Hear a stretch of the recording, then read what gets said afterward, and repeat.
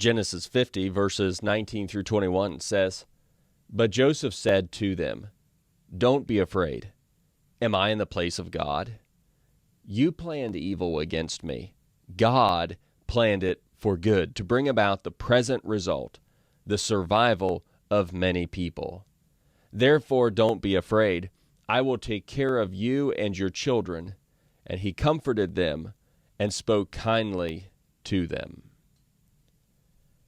After Jacob died, Joseph's older brothers were afraid that he would be vengeful toward them for all the suffering they caused him. For their jealousy toward and hatred of Joseph had put Joseph into a pit, nearly decided to kill Joseph, and sold Joseph into slavery at the age of 17.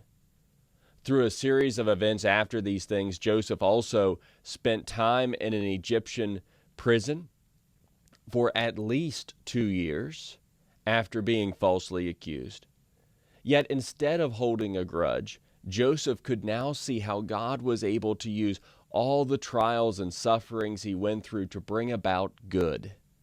For he had been in a position to help many people survive a severe famine, particularly to help his own family survive, which would be the family line Jesus would come to earth through and provide the opportunity of salvation for all people. It's easy to think of our trials in very negative ways.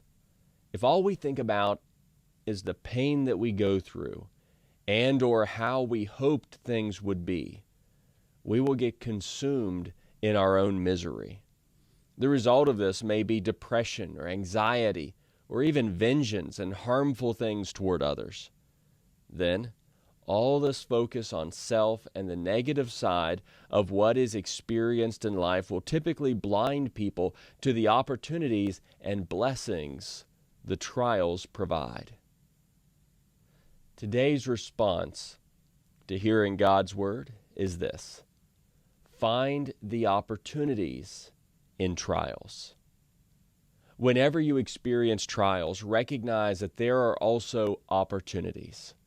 Opportunities to grow in your faith, opportunities to impact other people, opportunities to be useful for the Lord that you would not have had without the trials. Although it may require some time to pass before you realize the full scope of the opportunity of the trial, and maybe you'll never fully understand them, you must maintain the proper perspective through them all.